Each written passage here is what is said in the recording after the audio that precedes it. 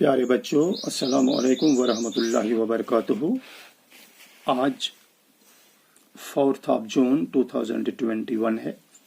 हम 7वीं क्लास की social science की जो किताब आवर एनवायरनमेंट है वही पढ़ रहे हैं और उसका चौथा टॉपिक है आज, जो कल अभी हमने थोड़ा इसके बारे में 2 दिन पहले से हम पढ़ रहे हैं।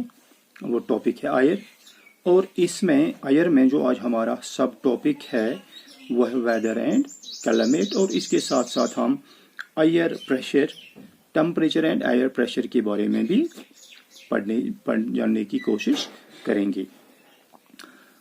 प्यारे बच्चों, जैसा कि आप जानते हो कि पिछले 2 टॉपिक हमारे थे।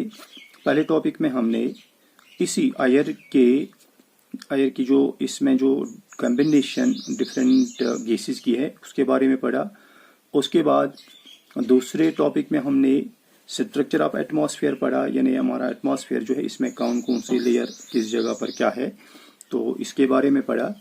और आज हम ये जानने की कोशिश करेंगे कि वेदर और क्लाइमेट 2 अलग अलग चीज़ें हैं, ये क्या होता है। प्यारे बच्चों, आप जानते हैं कि आज कल का जो मौसम है कुछ अजीब सा है, निराला सा है। दोपहर तक बिल्कुल मौसम ठीक होता है, गर्मी होती है, और अचानक कहीं से एक ये कुछ बादल नमूदार हो जाते हैं और बारिश या ओले वगैरह पड़ने शुरू हो जाते हैं। तो जो ये आवर टू आवर या डे टू डे कंडीशन जो एटमॉस्फेयर की है, इसे हम वेदर कहते हैं। और आपने देखा होगा कि आजकल इस सोशल मीडिया पे या रेडियो पे वेदर फोरकास्ट के बारे में इंफॉर्मेशन आती ही रहती है। सोनम लोटस साहब तो रोज़ इसे सवाल किए जाते हैं कि आज क्या होगा, कल क्या होगा। तो ये जो कंडीशन है इसे हम वेदर कहते हैं, यानी डे टू डे या आवर टू आवर जो कंडीशन एटमॉस्फेयर की बनती है इसे हम वेदर कहते हैं। तो इस वेदर के हवाले से हम अगर देखेंगे तो आपने देखा ही होगा कि अगर ये ज़्यादा गर्मी होगी तो ये भी इरिटेट आदमी को करती है, कम ये ज़्यादा सर्दी होगी तो ये भी आदमी को, एक इंसान को इरिटेट करती है। इसके बजाय अगर प्लेजेंट वेदर होगा, मौजून होगा, न ज़्यादा गर्मी न ज़्यादा सर्दी, जिसे हम मोतदिल कहते हैं, तो इस हालत में जो ये एक आदमी है बिल्कुल एक अच्छे मूड में अपने आप को पाता है, एक चेयरफुल मूड में पाता है। तो जहाँ तक इस वेदर का ताल्लुक है, ये ड्रामेटिकली चेंज हो रहा है, एक दिन दूसरे दिन या दिन में कई बार ये करवटें बदलता रहता है, तो इसे हम वेदर कहते हैं। अब अगर हम किसी जगह की इस एवरेज वेदर कंडीशन को एक लॉन्गर टाइम तक ऑब्जर्व करते रहेंगे, तो इस लॉन्गर टाइम तक इस एवरेज वेदर कंडीशन जो है इसे हम इस जगह का क्लाइमेट कहते हैं। तो वेदर डे टू डे जो चेंजेस हैं एटमॉस्फेयर में, कंडीशन जो एटमॉस्फेयर की है, और अगर हम एक लंबे उर्से तक इस वेदर कंडीशन को, किसी जगह के वेदर कंडीशन को ऑब्जर्व करेंगे तो ये इस जगह का क्लाइमेट कहलाएगा। अब इसके बाद एक और चीज जो इस आयर के साथ रिलेटेड है, दैट इज टेम्परेचर। तो जहां तक टेम्परेचर का ताल्लुक है, टेम्परेचर तो आप जानते होंगे कि हम जब आम हालात में चलते हैं तो गर्मी होती है, एक जगह कम एक जगह ज़्यादा, कहीं सर्दी होती है।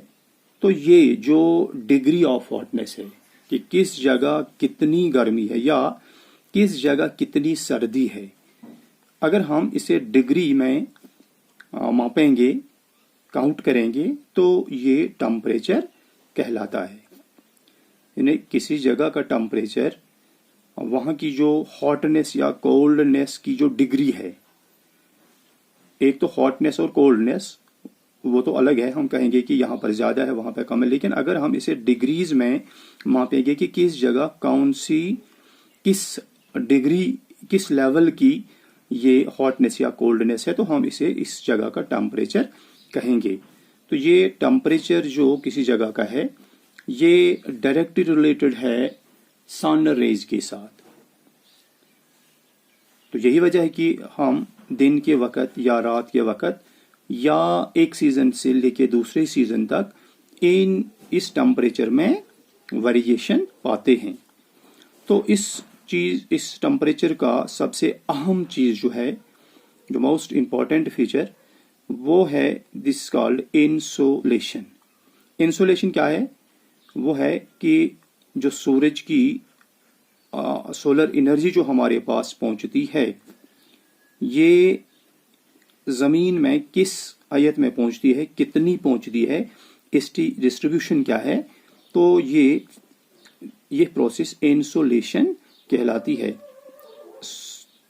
जो सूरज से जमीन की तरफ जो किरणें आती हैं, रोशनी आती है, इसे हम इंसोलेशन कहते हैं। और ये इंसोलेशन एक अहम चीज है, अहम फैक्टर है जो टेम्परेचर पे असरअंदाज होता है, इन्फ्लुएंस करता है इस टेम्परेचर को। तो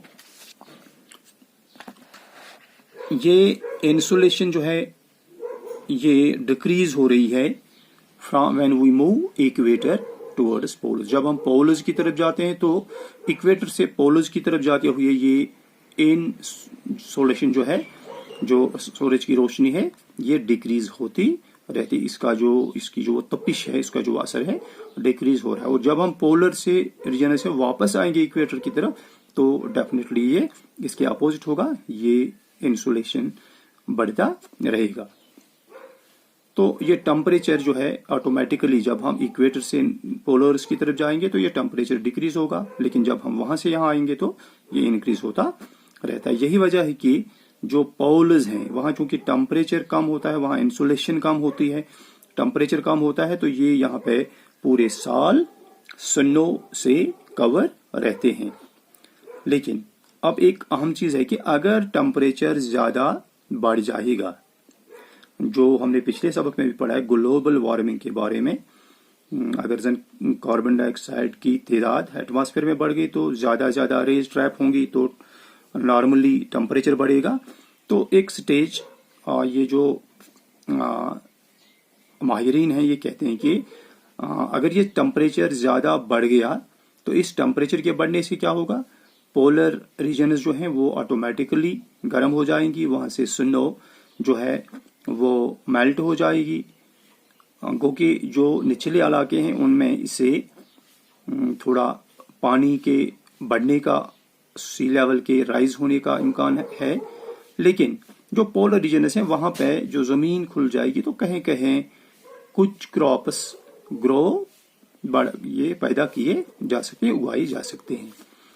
जो सिटीज का टेम्परेचर होता है वो ज्यादा होता है कंपेयर टू विलेजेस, क्योंकि सिटीज में जो बिल्डिंग्स वो कंक्रीट होती हैं, मैग्नेटाइज्ड रोड्स होते हैं, ये जल्दी हीट अप हो जाती हैं और बाद में जब रात होती है तो ये जो हीट इन्होंने एब्जॉर्ब की होती है इसे रिलीज करते हैं, तो ऑटोमेटिकली यहाँ का टेम्परेचर बढ़ जाता है। और ये टेम्परेचर मापने के लिए हमारे पास जो मुख्तलिफ स्केल्स हैं, एक है केल्विन स्केल, दूसरी है फ़ारेनहाइट स्केल और सेल्सियस स्केल। और जो हम जिस टेम्परेचर की बात कर रहे हैं वहां पर हम सेल्सियस स्केल का ज्यादा इस्तेमाल करते हैं। और सेल्सियस स्केल में क्या होता है कि वो पॉइंट जिस पे पानी बर्फ में तब्दील हो जाता है उसे 0 डिग्री हम मानते हैं, और जब यही पानी बॉयल होना शुरू हो जाता है उसे हम 100 डिग्री 100 डिग्री सेल्सियस कहते हैं। तो फीवर जो हम आमतौर पर आजकल जो महामारी चल रही है इसमें इस फीवर वगैरह जो बॉडी टेम्परेचर चेक किया जाता है तो वो आमतौर पर फ़ारेनहाइट स्केल के जरिए ही चेक किया जाता है। लेकिन जो ये टेम्परेचर होता है हमारे एटमॉस्फेरिक टेम्परेचर, तो ये सेल्सियस स्केल में मापा जाता है। ये इसके लिए मुख्तलिफ स्केल्स हैं, ये बाद में हम पढ़ेंगे आगे जाके कि क्यों इस केल्विन स्केल क्या है, फ़ारेनहाइट स्केल क्या है या सेल्सियस स्केल क्या है, और क्यों इन 3 स्केलों की जरूरत अलग अलग पड़ी, या कोई स्केल हमने छोड़ दी अगली वाली इस्तेमाल की, इसके क्या कारण है, क्या वजूहत हैं। और एक चीज जो यहाँ पर और है दैट इज एयर प्रेशर। आप जानते हो कि अगर हम चलते हैं तो चलते हुए आप ये जानकर हैरान हो जाएंगे कि ऊपर से एक प्रेस हमें हो रहा है एयर की जानिब से, लेकिन हम इसे महसूस नहीं करते हैं। वजह क्या है?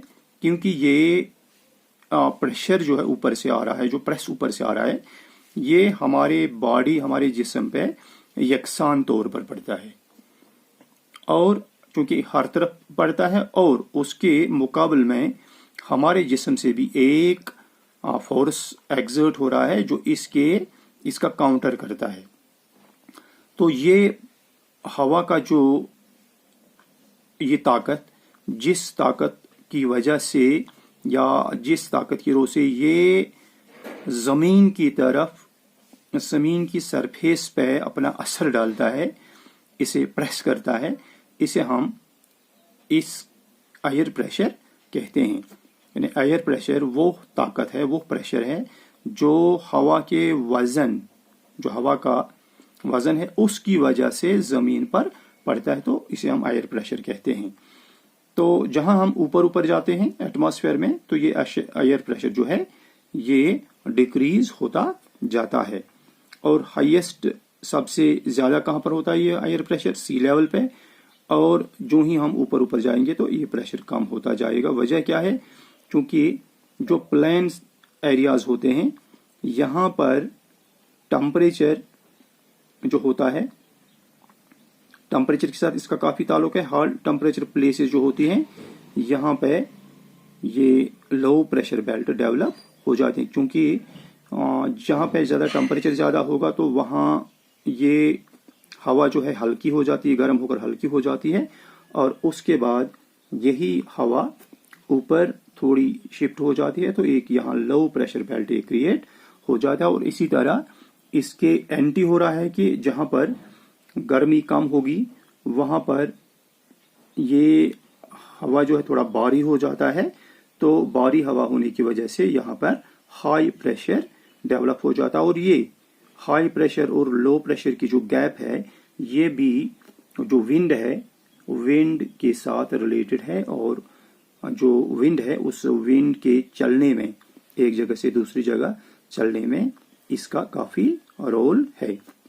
तो बच्चों ये था इस एयर का जो टॉपिक था वेदर एंड क्लाइमेट के बारे में। तो कल हम, आप यहाँ अगर डायग्राम को गौर से देखोगे तो यहाँ पे कई चीजें हैं। थर्मोमीटर दिया गया है, इससे टेम्परेचर भी हम मापते हैं। बैरोमीटर एक और चीज है जिससे हम एटमॉस्फेरिक प्रेशर काउंट करते हैं। रेन गेज है जिसे हम रेनफॉल काउंट करते हैं कि कितनी बारिश हो गई। और विंड वैन एक और इंस्ट्रूमेंट है। ये वो इंस्ट्रूमेंट है जो वेदर के साथ रिलेटेड हैं। तो इसके बाद कल वाला हमारा टॉपिक जो होगा वो है विंड, जो इस एयर प्रेशर की वजह से डेवलप हो जाती है। और इस विंड के कितने अकसाम हैं, यहाँ पे साइक्लोन क्या है, ये कल के टॉपिक में हम देखने की कोशिश करेंगे। तब तक के लिए खुदा हाफिज, स्टे होम, स्टे सेफ, फी अमानिल्लाह।